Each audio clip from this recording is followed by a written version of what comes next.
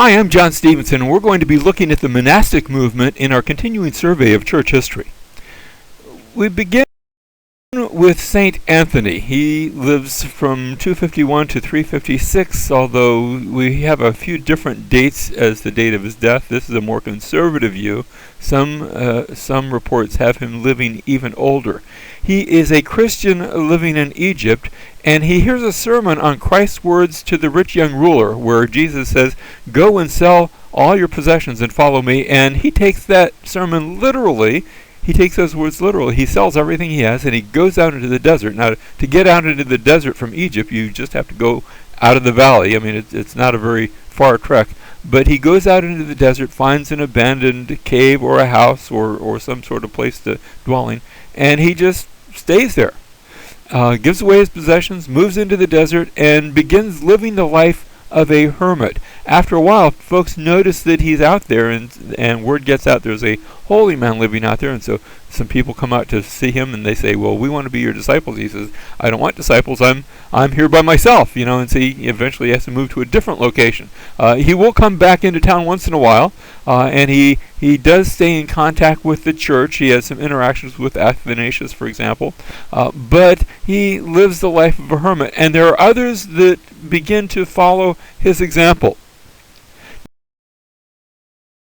Now, one such is Simon. He gets the nickname Stylites because he removes himself to the top of a pillar. He's living in Syria, and he finds this pillar and just gets a ladder and goes up there. And of course, somebody's going to have to pass him. He lowers a line. We'll have to pass him food and water. And I guess when he has to get rid of things, you remember no bathrooms up on top of a pillar.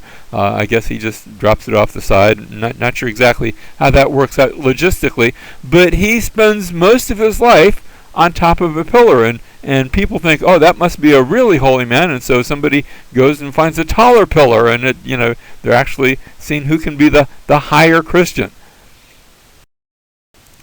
Pachomius, he's another Christian, born in Thebes, and forcibly inducted into the military.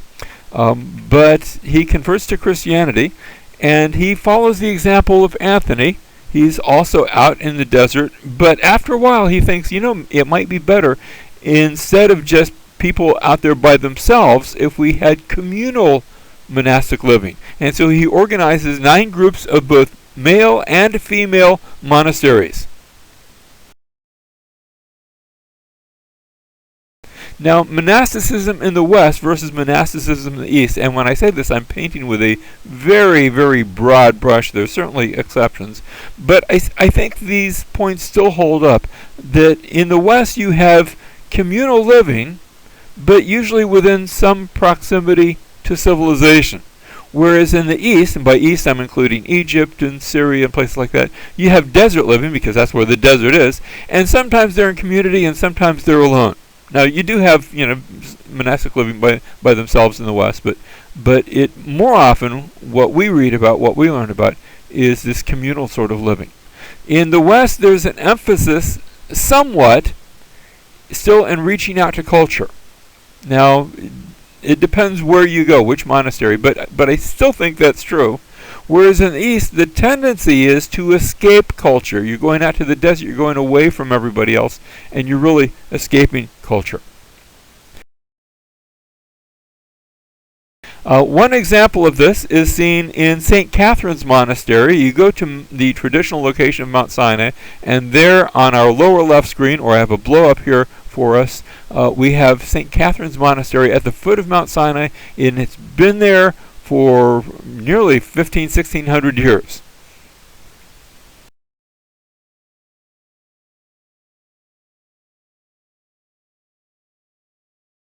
The monastery continues today. Actually, it was at this monastery a number of years ago, back in the 1800s, when Count Tischendorf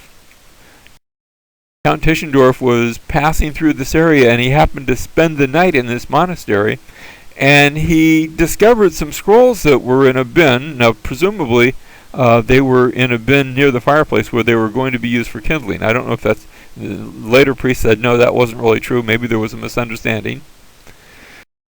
but he found in these scrolls some very old, some of our oldest copies of the New Testament were found here at St. Catherine's Monastery.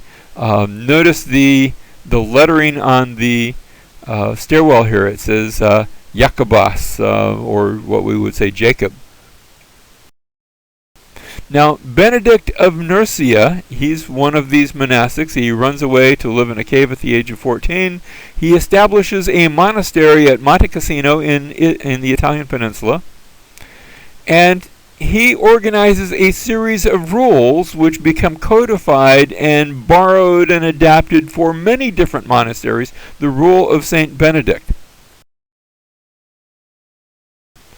In his rule of Saint Benedict, and I'm quoting from the book Documents of the Christian Church, idleness is the enemy of the soul, and therefore at fixed times the brothers ought to be occupied in manual labor, and again at fixed times in sacred reading.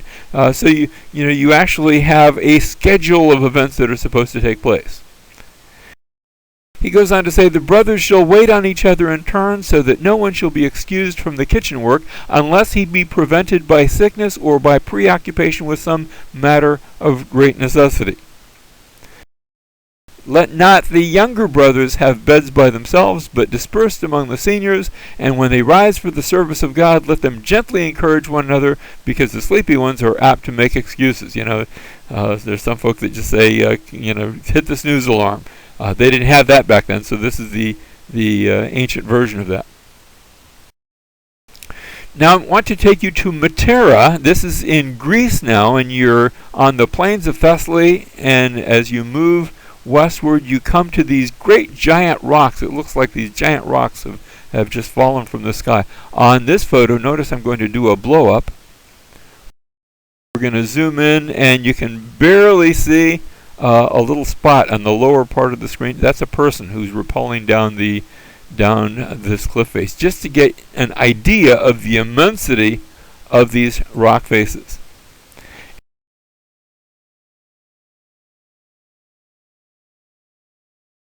And here at Meteora you have again a series of monasteries that were established by the Greeks, and in later years Greece was overrun by the Turks, and Islam swept through this area. And yet the monasteries continued to exist. It's way up, very difficult to get to. They have, I'm standing by what you would call the ancient elevator. I certainly wouldn't get on it, and I've been known to be a bit of a risk taker. And when the Turks were eventually driven out, they eventually left Greece. It was the folks in the monasteries who came back down and said, you people of Greece, let us tell you of the Christ that you used to worship. This is still, we're still a Christian nation. Let us guide you back into the way of that. And they had a dramatic impact upon the Greek nation.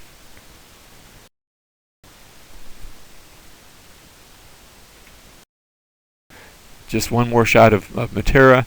And so monasteries have been places of learning, of culture, of passing on scriptures and writings, and they have occupied an important place in Christian history.